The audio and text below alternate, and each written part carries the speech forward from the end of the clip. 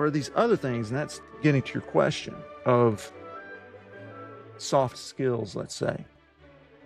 The ability to communicate on a personal level, to make a connection with somebody, to stop and listen, to communicate clearly, to articulate your words, to think about other people instead of yourself. Those are all things that are teachable. And so when we start looking at leadership development, we're really looking at what can we influence, what can we have an impact on that is teachable. And it turns out the majority of things are.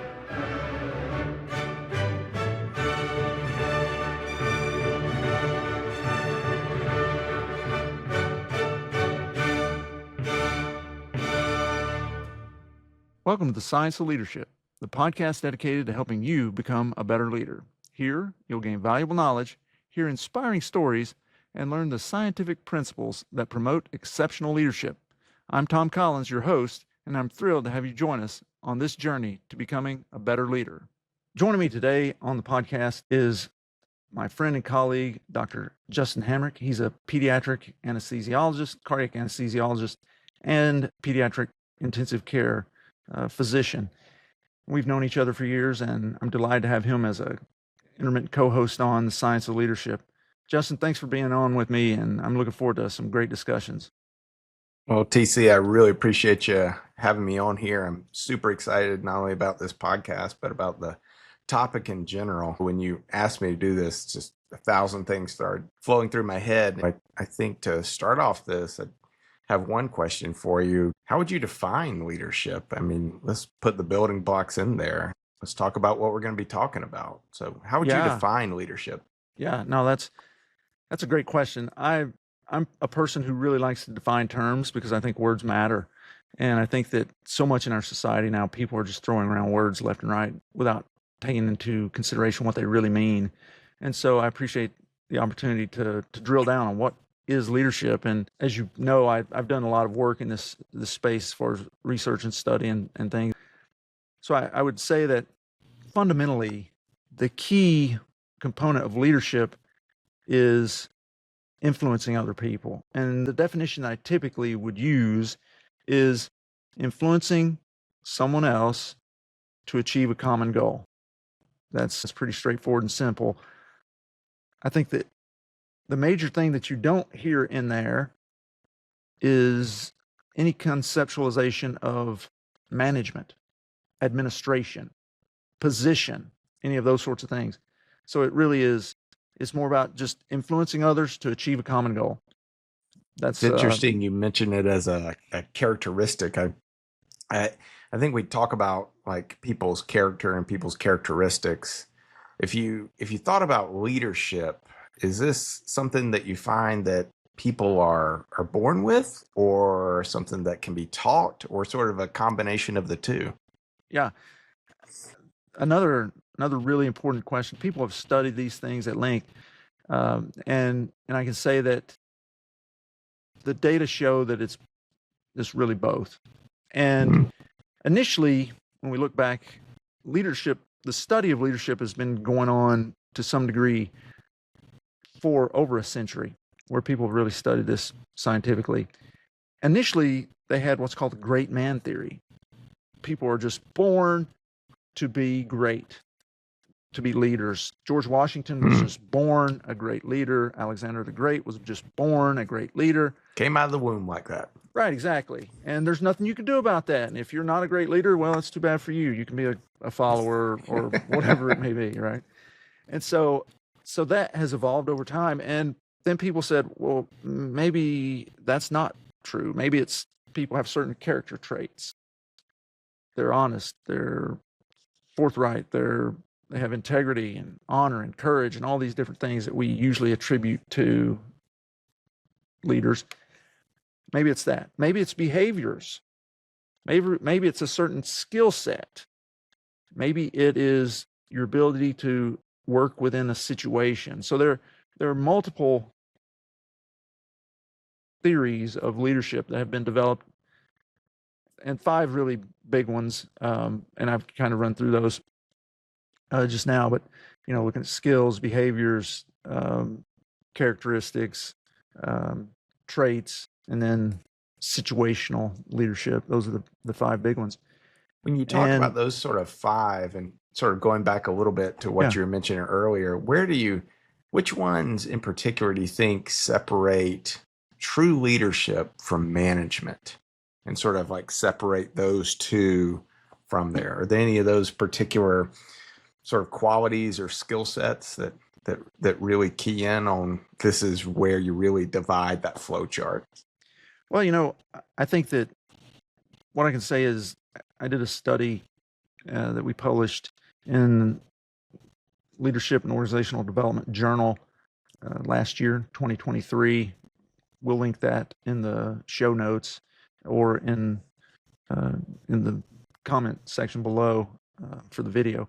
But in that study, I looked at 71 experts in leadership, management, administration, so forth, people mostly who are professors who have doctoral degrees at institutions across the country. And I devised this system to be able to differentiate leadership from management. What is leadership to you? What is management to you? Where do these things fall? And consistently within the study, and replicated this in data. So I had an initial cohort and then a follow-up cohort. And really what we saw as far as the top three, the first one was influencing others to achieve a common goal, which I've already said. And that was far and away the most consistent, reproducible definition. On the other end of the spectrum, you have budgeting, planning, financial considerations, those sorts of things. Those were consistently management. And then there was this gradation in the middle, but a very distinct line with regard to different things. And so on the top end, you had influencing others, you had coaching for resilience, and you had modeling behaviors. And so being the example, leading from the front, we would typically call that, with communication, the ability to communicate coming in there as well. On the other end of it, again, I mentioned already budgeting, financials, all that sort of thing, putting out fires. People will say sometimes you're just running around trying to do things, operational things, things of that nature. And so those distinctly segregated, we would say in the scientific literature, into leadership versus management. And that was reproducible. So we had one cohort that completed the study, and then we followed that up with another cohort, and they were identical, what people discern for leadership versus management. It sounds like in a lot of these skills for leadership, it really is boiling down to a connection with people. Do you feel like there's certain personality traits in all these people you've interviewed, these great leaders, of like personality traits that they were either born with or have sort of nurtured that really made them strong leaders, as opposed to the manager that's really sort of the nuts and bolts and not really connecting with the people that they're managing? Sure. So let me come back to this idea of born with versus trained or developed. So in the literature, they've actually identified about 30% of leadership capability is genetically mediated, or that you're born with, quote unquote. Okay. 70% is you learn it, you're trained, you're developed. And so that's really important, because that means everybody has the opportunity to develop their leadership capability. There are certain things, fascinatingly enough, how people look help them to be able to influence others. Clearly, there are people in Hollywood who have certain physical characteristics that allow them to influence other people. Why we should let someone who pretends to be some sort of superhero influence our thinking about national policy, when you really think about that, that doesn't make a lot of sense. But there are things about that person, how they speak, their tone, if they're attractive, that actually influence, or impact, I should say, their ability to influence us. So those things you're born with, the timbre of your voice, you can coach that to some degree, but that is innate, how you look, so forth and so on. Where these other things, and that's getting to your question of soft skills, let's say, the ability to communicate on a personal level, to make a connection with somebody, to stop and listen, to communicate clearly, to articulate your words, to think about other people instead of yourself. Those are all things that are teachable. And so when we start looking at leadership development, we're really looking at what can we influence, what can we have an impact on that is teachable. And it turns out the majority of things are. Yeah, I think it reminds me of like just many interactions when you're talking about how good leaders influence others to a common goal, how a rising tide lifts all boats. I think of great leaders that have the ability to view not only from their own viewpoint, but from the other people's viewpoint and see what are they going through, what are they doing, and the ability to do that and almost in an empathy situation and help them sort of get through there. It's interesting with those. A lot of times you're like, oh, you're an introvert, you're an extrovert, you don't connect with people, you like to be around people. But you seem to be suggesting that the majority of those can really be taught. Do you think those are taught as you're going along, or is this like an on-the-job training? You've gotten to a leadership role and now you got to try to figure it out. Well, I think it's both. I think that what happens is those people who may have some innate capability to influence others get more practice, get more opportunity, and are training on the job of being a leader because suddenly people are expecting them to lead. And so they are developing those skills from early on. I think about my son. He was a preemie, and so we had issues with that. He had some gross and fine motor delays, but cognitively, his thinking and his ability to speak were exceptional, remain exceptional. He's 16 now, but when he was 18 months old, he was speaking in 5-word sentences, which is, as you know, way beyond normal with regard to capability. And even though he was a tiny little guy, I mean, when he was like 3 or 4 years old, he was still wearing 18-month-old clothes. He was just tiny. But kids would gravitate to him because he could speak, and he could speak clearly and communicate with all these children. And so they just followed him. And as a result, as he's grown up, he's continued to have those opportunities because they have gravitated to him, and he has continued to develop those leadership skills. Not to mention the fact that I'm consistently trying to introduce him to these concepts, whether they're psychological concepts or whatever they may be. And so as I look at him, he's clearly demonstrated that to me, that he had some innate capabilities that gave him the opportunity to influence others, and he's had opportunities to practice that, and that's only given him more leadership opportunity. It reminds me of the movie The King's Speech. The entire movie is like, well, okay, well, you're a great leader, but you got to stutter. You can't speak in front of people. So until you do that, you're not going to be an effective king. And they basically teach him how to speak. I want to go back to something you mentioned earlier, which I think is just such an important concept that you've sort of highlighted before, is the difference between leadership and management. Yeah. I think so many people that are good at their jobs are promoted into areas where they probably shouldn't be or they're not prepared for. And they really sort of lean on the management of people and not the leadership of it. Where do you think most people tend to get that wrong? Wow.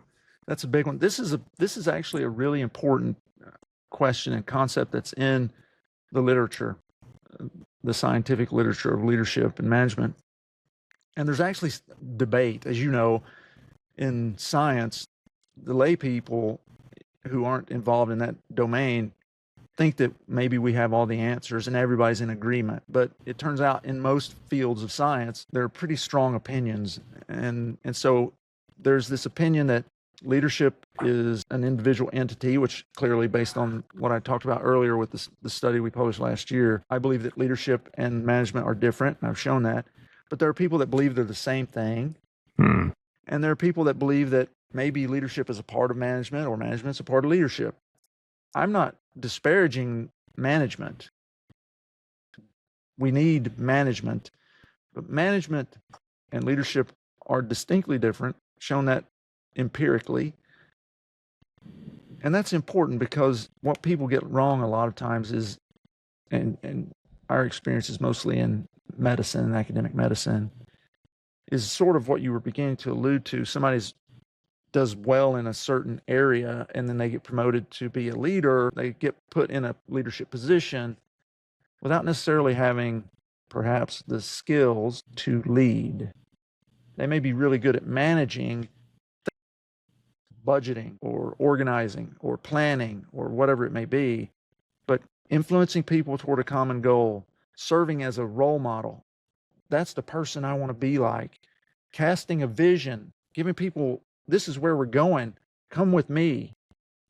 Those sorts of things, they don't necessarily have the capability to do. And there are so many aphorisms that are out there with regard to leadership and management. I think about Rear Admiral Grace Hopper. She was this little lady who was actually a computer scientist way back and was a rear admiral in the Navy. And she said, you lead people, you manage things. And I think that's the nail on the head. There are other sort of aphorisms like leaders do the right thing, managers do things right, right? And so, and John Cotter is a professor at Harvard Business School, and he's talked a lot about change, but also he's written about this idea that they're different and how they're different. And leaders are trying to push the envelope, change things, move into an area of innovation or change. Managers are trying to do really well with things as they are, status quo. How do you make this system work the best it possibly can? Whereas the leader is going, are we in the right business? Maybe we should be doing something totally different. You mentioned something in all of that that I wanted to key on a little bit. And you talked about sort of leaders leading out front, leading by example. Mm-hmm. That sort of gets me to the concept of a servant leader. How would you say the servant leader's vision for whatever they're leading is different than the manager? Like how do they seem to have completely different visions for even what they're doing? What do you think the servant leader sort of approaches things like that? Yeah, well, I'll tell you, we've got a great episode on servant leadership with General Vince Brooks. I think our listeners will really want to tune in to that. But I'm reminded of an interview with one of the Army generals that I did, and he was talking about leadership and management, and he offered a pretty stark contrast between the two. And that was the leader, and he was speaking from a frame of a servant leader, obviously, by what I'm about to say. But the leader will sacrifice himself for their people. The manager will sacrifice their people for the organization, the financial outcome, the number, whatever it may be. That's pretty stark, but that's the way he framed it. I think there are plenty of managers out there who are great leaders and who have plenty of character and capability and care about the people that they're taking care of. But that was the way he framed it. And so leadership is really more about, it's not about you, it's about the people you lead. Whereas management is about how do we reach this particular outcome in the system that we've got. If that's helpful. Yeah, I mean, for some reason it takes my mind to sports, and just like the leader you're talking about seems like it would be termed a player's coach. Like if there's somebody that the Sure. players want to play for. And that's, in my experience, somebody that puts the team before themselves. Whether it's in the interviews before, they're like, "Oh, coach, you did a great job." Like, I didn't do anything. This guy did the things, and that guy did the things, and this lady did the things, and that just it seems like that. That's pretty stark contrast of, because it looks like they both want to succeed, right? The manager and the leader both want, right. but the vision seems very different in that. I want my people to succeed versus the manager, I want the organization or whatever to succeed, even if I have to sacrifice the well-being or the success of the people. As physicians, and we have the highest rates of burnout, lack of fulfillment, and disengagement of any professional set of people in the United States of America. And a big component of that is absolutely this issue of leadership versus management. Squeeze in every patient visit possible out of somebody and sacrificing them for the sake of the RVU target or whatever it may be. And I think that's there's probably no, in my mind, no better example of that contrast. Oh, I 100% agree. I think it's the common concept of, I mean, it's not unique to medicine. It's just the one that I know of. You're good in one thing, so you must be good in everything. And we are, Right. by the nature of what we do, placed in many roles of leadership, but have never really been given the tools that you talk about. This is actually how you lead. We're taught how to do medicine, how to diagnose, how to treat, but never really taught how to lead a patient care team, how to lead a code or a emergency situation. When you're talking about the military and other places that really put a lot of time and energy into this, where do you see medicine missing the mark on this? Like, how, if you could do anything you wanted to, if you could go back and change the way medicine's taught, what would you change that you think would make the biggest impact into any business, but particularly in medicine, of really making great and training great leaders? I think it's got to be part of the makeup of the training. I think this is one of the things I'm hoping to do over time, is to influence medical training from the ground level. When we're recruiting trainees, thinking about them from a standpoint of leadership development and what will they be like as colleagues and as future leaders, even thinking about people who are applying to medical school. Wow, if you've got a 4.0 and all that, your MCAT is through the roof and so on, that's great, but you may be a flaming narcissist, and that's not going to go well, because we operate in teams in medicine. We operate in teams, and if we can't work with each other and can't get along in teams and be able to influence each other in positive ways, the outcome for the patient is not going to be what it should be. And so I think that starting early, very early, and introducing these concepts is what we're going to need to do, if, in my perspective, if we're going to have a viable healthcare system in the long term. When you've interviewed all these military people in very high ranking and obviously leadership roles, do you feel like they've sort of self-selected to those roles, or is there something different in sort of the military apparatus that they've sort of keyed on to really identify or to support and to train people in those leadership qualities? Yeah. The military is all about training everybody to be a leader, because the reality is, if you storm a building, a beach, a fort, or whatever, and you're the person in charge, you're one bullet away from not being the person in charge. And so every single person needs to be able to step into that position and lead, because attrition happens on the battlefield, and somebody's got to be able to hold their stuff together and get everybody to where they need to go and accomplish the mission. And so because of that, you never know who's going to be the person who goes down or whatever. Everybody's got to have some training in this. So that's just baked in. That is a part of the military. There is some degree of selection, obviously. Those people who perform well and show themselves to be good leaders get promoted and have opportunities to move up in rank. By the time that you get to the level of the people that I've interviewed and have had the privilege to get to know, we're talking about people who've been doing this 35 years, actively leading, actively training to be leaders. It's phenomenal. And so most of them would tell you that they're not special. They've been in a system that developed them and gave them opportunities to train and gave them role models, mentors who helped them to become the leaders they are. And as you've sort of gone through this and interviewed all these people and done all this work with leadership, have you found that your definition of leadership has changed, and how has it changed?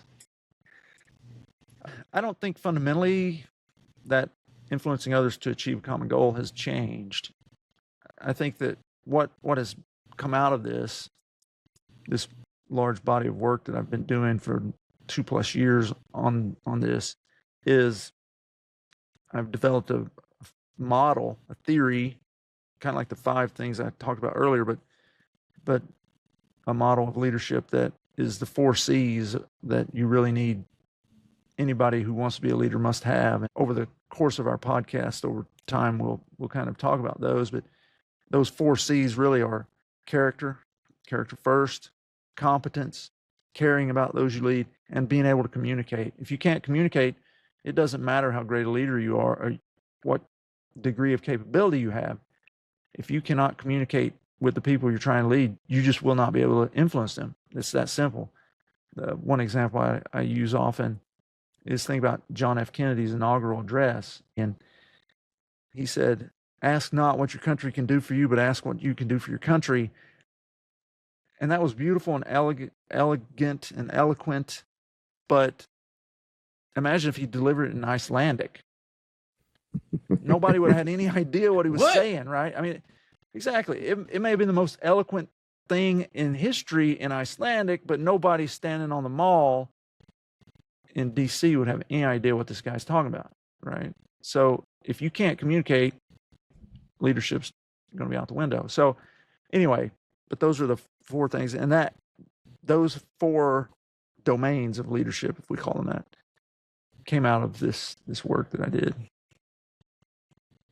Wow, it's going to be a lot to unpack as we sort of go through these different podcasts. Sounds like every one of them will have several podcasts on its own, so I don't want to get too much into the weeds of that. I'm just struck by the concept that you said a little earlier, because I think if you asked most people who were great leaders, I think they would mention, some of the great presidents we've had, some of the great generals, Winston Churchill, very famous people. And I think if you ask them, like, have they always been great leaders? Then yeah, they would say, oh, they were born like that. So it's interesting that your sort of research and everything has really proven that really anybody can be a leader. There's only probably 30% that you're born with, but then 70% can be taught, and even the parts you're not born with can be sort of nurtured and all that. I think that's very interesting. One characteristic I'm struck is what seems to be this strong humility in all the statements that you're saying about leaders, that they're putting others first, they're bringing others up. It's this strong humility almost. Have you found that in most of your conversations with it? Yeah, I think for the most part. So I interviewed 51 on the record, 52 total, but 51 4-star generals and admirals on the record. And among them, I can think of really only one that I would say was not characterized by humility. And so it was multiples. The second question I asked every one of them was, tell me a leadership lesson you learned the hard way. And, I had people say, every single leadership lesson I learned the hard way, right? Like I screwed up over and over and over. And so that was a common refrain. There were a few who had a difficult time coming up with a good answer for that. And the one who I would say lacked humility, totally sidestepped it. So for the most part, we're talking about, what is that? 98 point whatever percent. Yeah. Humility was present and clear. Interesting. Thank you for joining us on this episode of The Science of Leadership. We hope today's discussion has inspired you and given you valuable insights to help you become a better leader. Remember, leadership is about helping those we lead do great things. It's a journey of continual growth and learning. When we embrace that journey with curiosity, courage, and humility, we can confront challenges, overcome barriers, and foster environments where everyone can succeed. If you enjoyed today's episode, be sure to follow or subscribe, leave a comment, and share it with others who are passionate about leadership. Until next week, keep leading with character, competence, caring, and communication. This is Tom Collins. Let's keep growing.